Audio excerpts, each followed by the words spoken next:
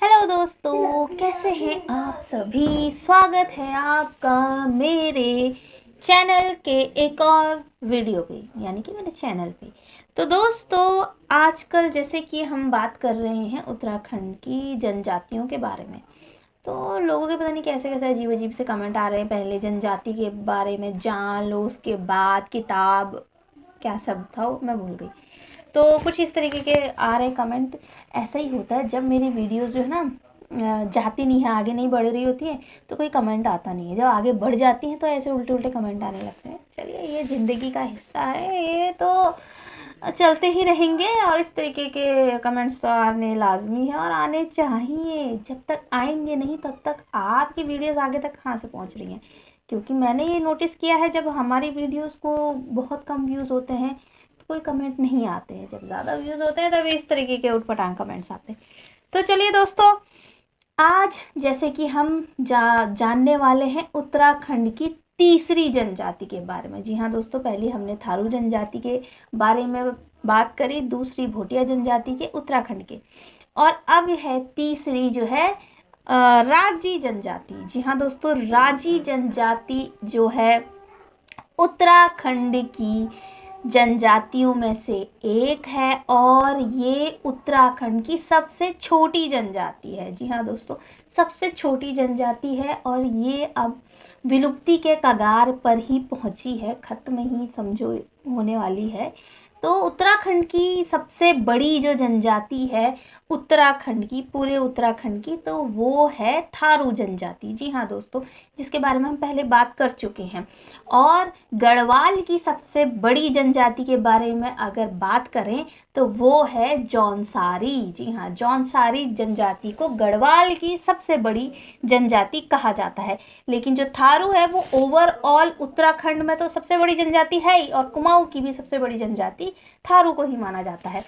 अब है हिमालय की सबसे बड़ी जनजाति जो है वो है भोटिया जनजाति। अगर हिमालय की सबसे बड़ी जनजाति अगर पूछा जाए तो वो है भोटिया जनजाति, जो कि मैं आपको बता ही चुकी हूँ पहले।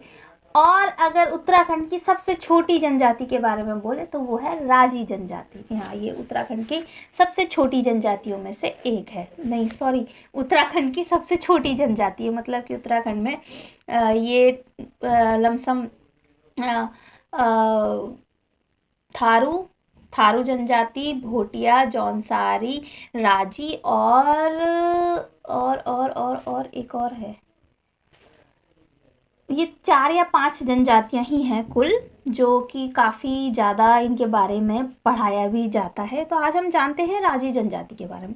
तो राजी जनजाति मूल रूप से जो है पिथौरागढ़ जिले में। जी हाँ दोस्तों, राजी जनजाति सबसे ज़्यादा कौन से ज़िले में पाई जाती है तो ये पाई जाती है पिथौरागढ़ ज़िले में। सबसे ज़्यादा ये पाई जाती हैं पिथौरागढ़ जिले में निवास करती हैं। इसके अतिरिक्त ये चंपावत एवं नैनीताल में भी निवास करते हैं।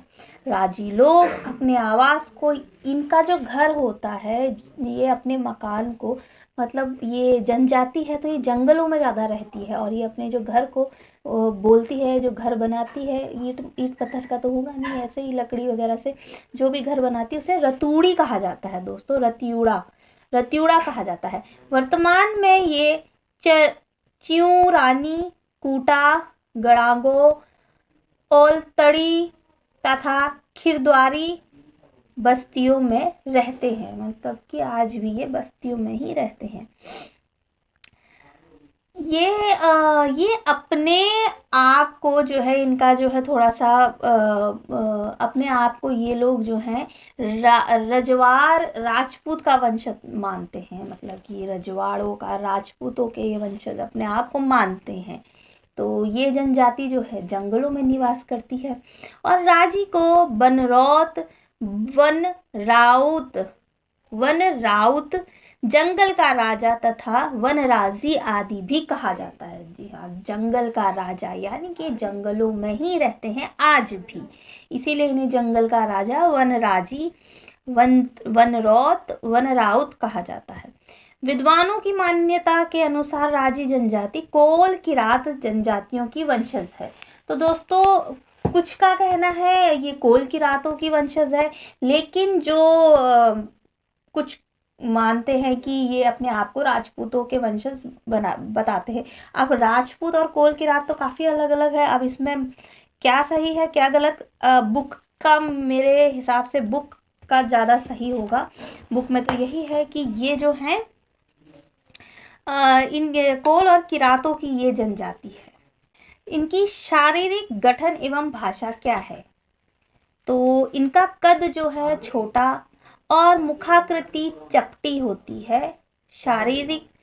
शारीरिक सुदृढ़ता के साथ होंठ बाहर की ओर मुड़े हुए होते हैं। ये किताब में लिखा है दोस्तों। तो होंठ इनके बाहर की तरफ मुड़े हुए रहते हैं। काफ़ी अलग ये थोड़ा सा है इनका डिस्क्रिप्शन। राजी लोग बाह्य लोगों से बातचीत में कुमाऊं भाषा का प्रयोग करते हैं। मतलब बाहरी लोगों से जो बातचीत के लिए कुमाऊं भाषा का इस्तेमाल करते हैं। राजी लोग में पहले मूक विनिमय या बिना बोले हुए प्रथा प्रचलित थी। यानी कि ये लोग जो हैं वो करते हैं, ये लोग व्यवसाय करते हैं। व्यवसाय यानी कि व्यापार करते हैं। तो व्यापार के लिए ये लोग जो भाषा का प्रयोग करते हैं वो मूक विनिमय प्रथा है। मूक विनिमय है। मूक विनिमय का मतलब मूक यानी कि गूंगा, जो इशारों में जो है बात करे, या मूक का मतलब यही है। विनिमय मतलब कि आप जो है जैसे पहले से होता था जब पैसा वगैरह का ज़्यादा नहीं यूज़ करते थे लोग, मेरा ऐसा मानना है। तो जैसे आपने 2 कट्टे गेहूँ दे दिया, उसके बदले आपने उनसे बोला मैं तुमको 2 कट्टे गेहूँ दे रहा हूँ और तुम मुझे अपना 2 बकरी दे दो या 1 गाय दे दो। इस तरीके से मतलब कुछ तुम मुझे दो कुछ मैं तुम्हें दूंगा उसके बदले में, अदला बदली, मतलब इस तरीके से ये मूक विनय प्रथा जो है उसका ये मतलब है। इनके उसमें ये प्रचलन में बहुत ज़्यादा प्रचलित है व्यापार करने में। अब राजियों की भाषा में तिब्बतीय तथा संस्कृत शब्दों की अधिकता होती है, किंतु ये लोग मुख्यतः मुंडवा बोली बोलते हैं। जी हाँ दोस्तों, इनकी जो बोली है, जो ये भाषा है इनकी, ये कुमाऊनी और गढ़वाली तो है नहीं। हालांकि बाहरी लोगों से बात करने में कुमाऊनी का प्रयोग करते हैं, लेकिन ये अपने आपस में जो इनकी भाषा है वो है मुंडा। मुंडा इनकी बोली है, मुंडा इनकी भाषा है। और ये लोग जो इनकी भाषा में संस्कृत शब्द के साथ साथ तिब्बत की भाषा के भी शब्द, तिब्बत की भाषा के शब्द भी हैं। अब किसी ने मुझे ये कमेंट भी किया था कि आप मैंने, क्योंकि ये जो भोटिया जनजाति और थारू जनजाति जो है उनमें उनके जो वेशभूषा में जो फेस है उसको मंगोलिया से रिलेट किया जाता है। अब मंगोलिया तो अदर स्टेट है, सॉरी अदर कंट्री है मंगोलिया। तो किसी ने कहा कि अगर आप बोल रही हैं कि वो मंगोलिया की तरह दिखते हैं और उनका वहाँ से ज़्यादा वो माना जाता है, कनेक्शन माना जाता है, तो वो फिर वो हिंदू कैसे हुए? तो ये हिंदू मुस्लिम सिख ईसाई, मैंने हर बार अपनी वीडियो में मैं लास्ट में बोलती हूँ कि ये सिर्फ धर्म है जो किसी न किसी ने बनाए हैं, है ना, किसी ने बनाए हैं। तो परम सत्य तो ये भी नहीं है, परम सत्य धर्म नहीं है, परम सत्य इंसान है, इंसान ही है। और इंसान जो है आदि मानव से इंसान बना है और वो जगह जगह घूमता हुआ कहाँ कहाँ से कहाँ पहुँचा है। ये आप हिस्ट्री में पढ़ ही सकते हैं कैसे कैसे साइंस में, इवोल्यूशन में इंसान बना है। तो हम किसी भी चीज़ को धर्म से नहीं समझा पाते हैं, धर्म से रिलेट नहीं कर सकते हैं। धर्म एक तरीके का चोला है कम्युनिटी की, हम इस कम्युनिटी के तुम उस कम्युनिटी के, एक तरीके का आप कह लीजिए कम्युनिटी बना रखी है लोगों ने। तो धर्म से आप इन सब चीज़ों को जोड़ करके ना देखें। जो ये ट्राइब्स हैं ये जंगलों में निवास करती हैं, इनके कनेक्शन कहीं से भी हो सकते हैं, किसी भी जगह से। अब मैं इसमें घुसूंगी तो मैं बहुत कुछ पता नहीं क्या क्या फिर ज़्यादा चीज़ें, जबकि ये मेरा टॉपिक नहीं है। अपने टॉपिक पे वापस आते हैं। तो इनके जो है त्यौहार कौन कौन से होते हैं? राजी लोगों के मुख्य त्यौहार जो होते हैं गोरा, अट्ठावली, कारक यानी कि कर्क और मकारा यानी कि मकर की संक्रांति इनके त्यौहार हैं। ये विभिन्न अवसरों पर गोले बनाकर नृत्य करते हैं, जिसे थाड़िया नृत्य भी कहते हैं। यानी कि थाड़िया गोला घेरा करके थाड़िया नृत्य ये करते हैं। जैसे कुमाऊं में झोड़ा और चाचरी नृत्य करते हैं, वैसे ही इनके यहाँ थाड़िया नृत्य किया जाता है। धार्मिक एवं सांस्कृतिक जीवन मलेनाथ, गणनाथ, सैम, मल्लिकार्जुन, छुरमल, नंदा देवी आदि राजी लोगों के देवी देवता हैं। जी हाँ दोस्तों, कुल देवी देवता जितने भी उत्तराखंड के लोग हैं सभी के अपने कुल देवी देवता होते हैं। तो इनके ये कुल देवी देवता हैं। इनके प्रमुख देवता जो है वो बाघनाथ हैं। जी हाँ दोस्तों, बाघनाथ, बागेश्वर का जो नाम है वो बागनाथ से ही मेरे ख्याल से रखा गया है। बागेश्वर यानी कि बागनाथ का वहाँ पे बहुत बड़ा मंदिर है दोस्तों, मैंने देखा है, बहुत ही अच्छा मंदिर है वो, बागनाथ का मंदिर उसको बोलते हैं। बाघ से तो लगता है जैसे कि बाघ हमारे यहाँ बोलते हैं, बाघ उसको जो लॉयन होता है ना, जो शेर, जंगल का राजा बाघ, उसको बोलते हैं। तो बागनाथ देवता को ये इनके प्रमुख देवता है।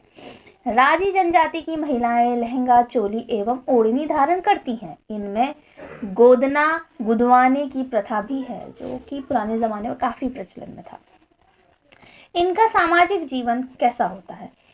प्राचीन काल से ही इनका निवास स्थान जंगल रहा है। ये जंगलों में रहने वाली ट्राइब्स है दोस्तों। तो उत्तराखंड की वो ट्राइब जो जंगलों में निवास करती है तो वो राजी जनजाति है।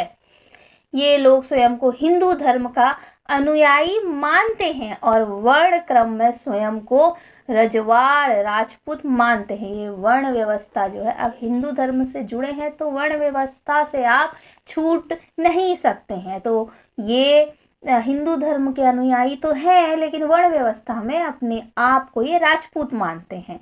ये लोग कंदमूल, फल तथा मांस से ये अपना पोषण करते हैं। भोजन के अभाव एवं कुपोषण के कारण इनकी संख्या निरंतर घट रही है।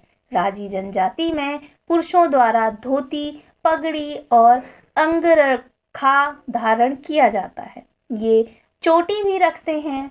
राजी लोगों में विवाह से पूर्व संगजांगी एवं पिंठा संस्कार होता है। इसमें वधु मूल्य का प्रचलन भी है। वधु मूल्य यानी कि वधु का मूल्य, मेरे ख्याल से ऐसा ही है शायद से। तो और दोस्तों, इनका जो विवाह है, जो ये विवाह करते हैं, उसको पलायन विवाह भी कहा जाता है। जी हाँ, पलायन विवाह भी कहा जाता है। इसका मतलब तो आप अगर गूगल पे सर्च करते हैं तो भाग करके शादी करना यही आ रहा है। बाकी मुझे इसका डिटेल में कहीं पे किताब में तो मुझे नहीं मिला है। तो यही आ रहा है कि हाथ पकड़ के भाग करके जो शादी करना अपनी पसंद से, इस तरीके का पलायन विवाह को डिस्क्राइब किया है। बाकी मुझे इसके बारे में ज़्यादा नॉलेज है नहीं। तो इनका जो विवाह होता है उसे पलायन विवाह कहा जाता है, जो राजी जनजाति में होता है। आर्थिक जीवन इनका, यह आखेट संग्राहक जनजाति है। ये काष्ठ सिद्धि, काष्ठ कला में निपुण होते हैं। ये लकड़ी के माने, फली, मथानी, हल आदि का निर्माण करते हैं। ये झूम खेती भी करते हैं। जी हाँ दोस्तों, झूम खेती काफ़ी ट्राइब्स करती हैं। पहले भी ये आया है, आई थिंक थारू जनजाति में, भोटिया में, इनमें कहीं पे है कि झूम खेती करते हैं। तो ये लोग भी झूम खेती करते हैं। झूम खेती का मतलब होता है कि ज़मीन को पेड़ काट करके जो झाड़ियाँ वगैरह हैं उसमें आग लगा करके फिर उस खेती में जो है उस खेत में खेती करना, उसे झूम खेती कहते हैं। तो ये है थोड़ी सी जानकारी राजी जनजाति की, क्योंकि दोस्तों ये जनजाति अब विलुप्ति के कगार पे है, खत्म ही होने वाली है। तो इसके बारे में जानकारी भी ज़्यादा नहीं है, इतनी ही इसकी जानकारी है। और ज़्यादा मेरे ख्याल से इसका वेशभूषा भी नहीं, मेरे ख्याल से फ़ोटोज़ कहीं मिल नहीं पाएंगी। ये रही राजी जनजाति, उत्तराखंड की सबसे छोटी जनजाति है। जो अब विलुप्ति के कगार पे है। तो आपको कैसी लगी ये जानकारी उत्तराखंड की जनजाति सीरीज़ में? आगे हम बात करेंगे जो जनजाति और भी हैं। तो चलिए दोस्तों, अब वीडियो को यहीं पे अंत करते हैं। और अंत करने से पहले मैं फिर यही कहूँगी कि हर चीज़ को धर्म के चश्मे से देखना बंद कर दीजिए। धर्म के चश्मे से आप देखेंगे तो आपको कुछ भी समझ में नहीं आएगा। धर्म तो यही कहता है कि सभी जगह हिंदू धर्म सनातन भगवान 4000-5000 साल पुराना इतिहास है।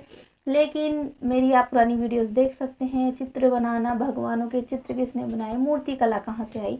तो अगर इन सब चीज़ों को देखें तो दुनिया बहुत बड़ी है। एक धर्म से दुनिया को ना देखा जाए जो सिर्फ सीमित है, एक जगह पर ही सीमित है। पूरी दुनिया बहुत बड़ी है, पूरा यूनिवर्स बहुत बड़ा है। तो हम नहीं कह सकते कि यही धर्म है, यही धर्म था। मैं उन सभी धर्मों की बात कर रही हूँ, खाली सनातन धर्म की ही बात नहीं कर रही हूँ। मैं हिंदू, मुस्लिम, सिख, ईसाई सभी धर्मों की बात कर रही हूँ कि यही परम सत्य है। हम ये नहीं कह सकते हैं, सत्य कुछ भी हो सकता है। तो हर चीज़ को, जनजातियों को भी आप, हाँ, वो मंगोलिया से रिलेट करते हैं, वहाँ से उस तरीके के दिखते हैं। तो आप ये मत कहिए कि मंगोलियंस तो फिर हिंदू वो कैसे हुए। तो ये सारी चीज़ें तो मैं इस बहस में पढ़ना भी नहीं चाहती, क्योंकि लोग तो अपने अपने जो है विचार ला करके रखते हैं, फिर कमेंट्स में फिर अलाना फलाना पता नहीं क्या क्या बोलते हैं। तो दुनिया को धर्म के चश्मे से देखना बंद करके इंसान के चश्मे से देखिए, इंसानियत देखिए। पूरी दुनिया आपको साफ साफ नज़र आने लगेगी। तो चलिए दोस्तों, मिलते हैं आपसे एक और नई वीडियो में। देखते हैं और क्या मैं लेकर के आती हूँ आपके लिए। चलिए।